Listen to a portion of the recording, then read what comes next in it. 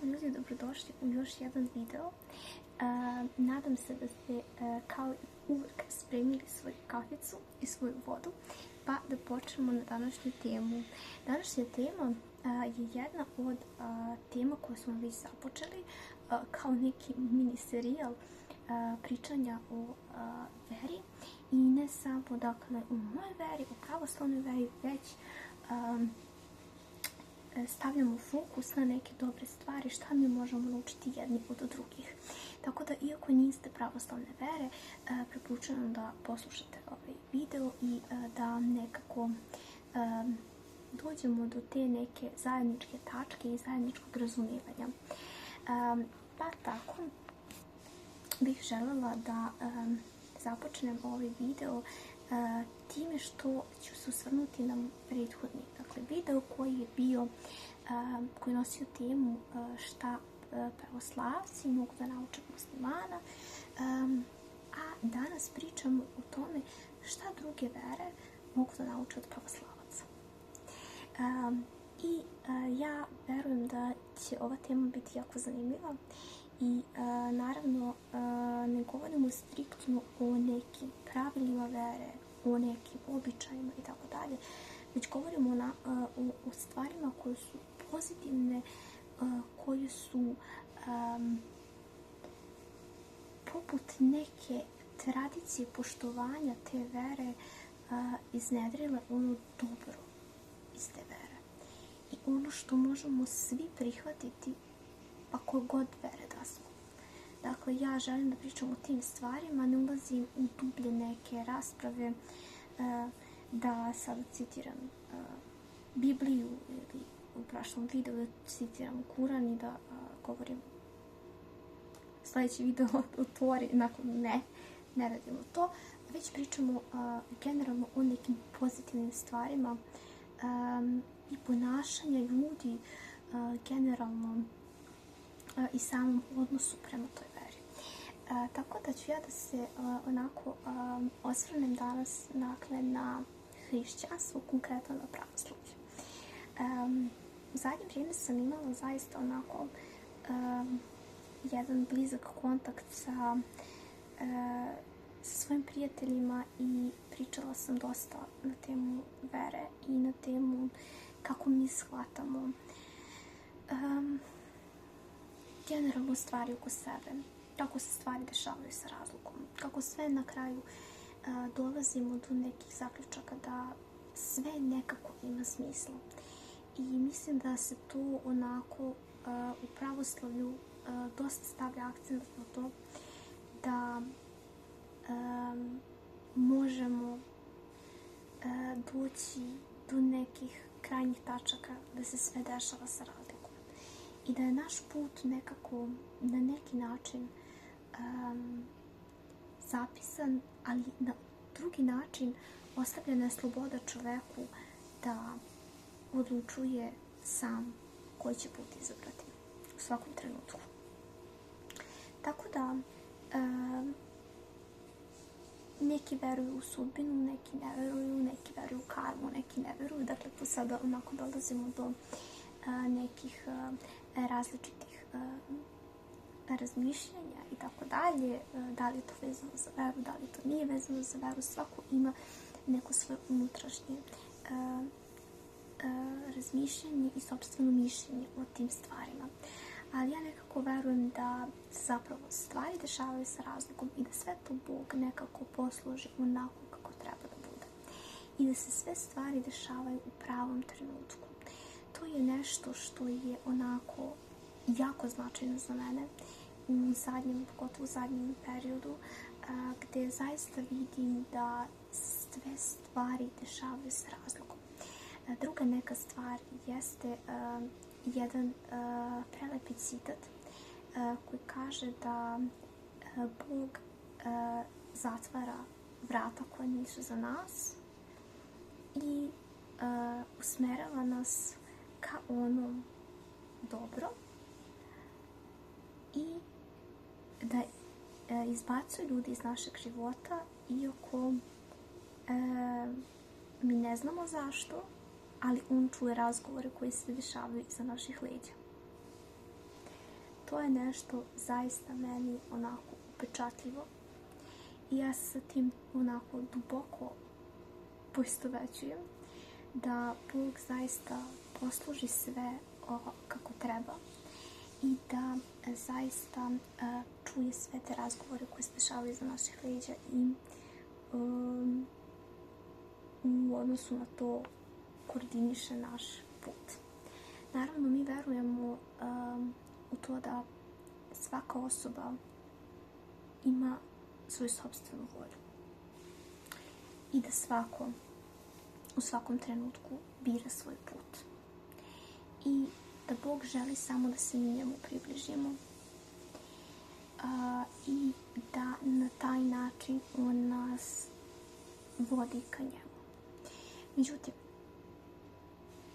dešava se i to da mnogi ljudi jednostavno ne žele da izaberu taj neki pravi put, to nešto dobro, ljubav, poštovanje i tako dalje. I moramo prihvatiti to kao činjenicu da jednostavno neće svi biti kao mi i neće svi odabrati onaj put koji se za nas čini pravim.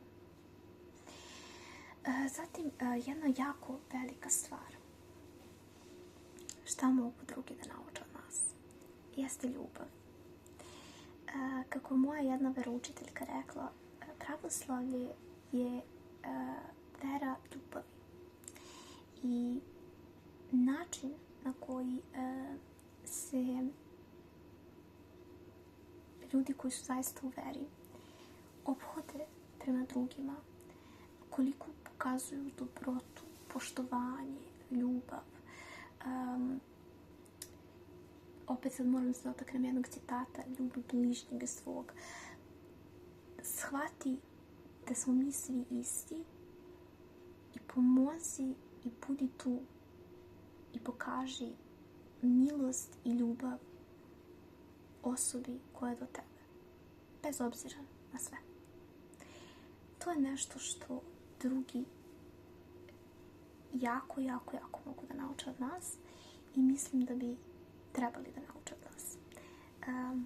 Zaista neko ko živi u svom srcu veru na takav način da izražava veliko poštovanje i veliku ljubav prema svima u svom okruženju. Mislim da zaista takvi ljudi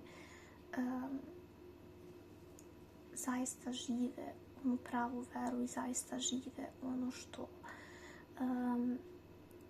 je propisano našom verom. Također, još jedna divna stvar koja se meni sviđa kod naše vere jeste to da se sadržina i kvalitet jednog ponašanja i kvalitet vere stavlja ispred forme. Što znači da je bitnije ono što vi nosite u srcu i da je bitnije ono kako se vi ponašate, nego to da li samo idete po pravilima crkve. Dakle, stavlja se prednost na sadržinu vere u odnosu na formu. I sećam se jedne divne priče koju je ispričala moja veroučiteljka. Postoje dva čoveka koja su se molila u crkvi.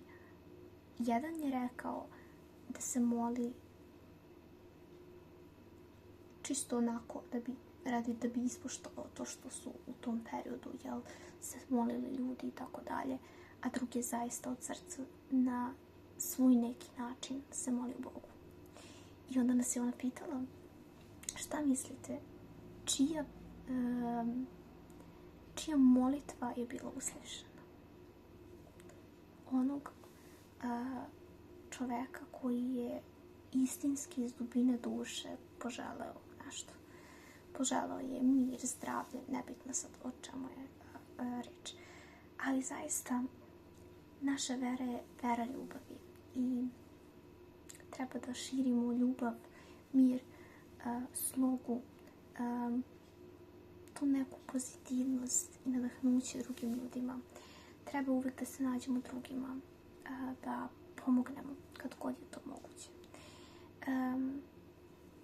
Što se kaže, pa čak i ako ispadnete budala u nekoj situaciji, vaša savjest je čista, vi znate da ste dali sve od sebe i uvijek se vodite time da ste dali sve od sebe u svakom trenutku i da ste dali onoliko koliko možete i Bog će to uvijek cijeniti.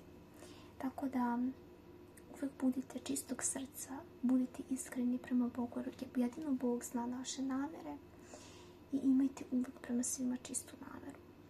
Također, jedna od prelepih stvari, volite svoje neprijatelje. Svako ko vam se pokazao kao neprijatelj, ja ne volim da tako doživljavam ljude da su moji neprijatelji. Ja uvijek mislim da sa svima mogu da nađem neki zajednički jezik. Ali svi oni ljudi koji su krenuli protiv vas, pa u tom nekom smislu su vaši neprijatelji, molite se za njih.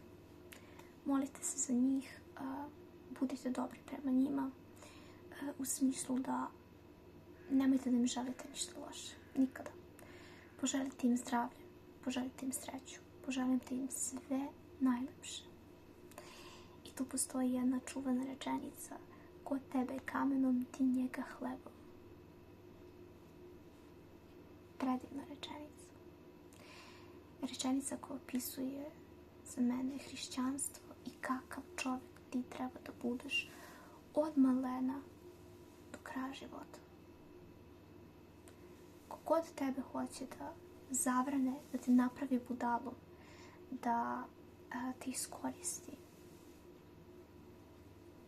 ti budi čovjek i pomozi onoliko koliko možeš. Daj ono što je od tebe. Naravno da ne prelazi to neke lične granice i tako dalje. Ali daj sve od sebe onoliko koliko možeš. A to što tebe neko iskoristio, to ide njemu na dušu. Tvoja savjest je čista. Ti znaš da si pomogao, da si dao sve od sebe. Toliko danas za ovaj video. Hvala vam što ste oslušali do kraja. Naravno, pišite mi vaše mišljenje. Pišite također šta vi mislite, šta bi drugi mogli da nauče od naše vere i od onoga kakav čovjek mi treba da budemo. Tako da, eto, nadam se da ste uživali i vidimo se naravno u sljedećem videu. Ljubim vas. Ćao!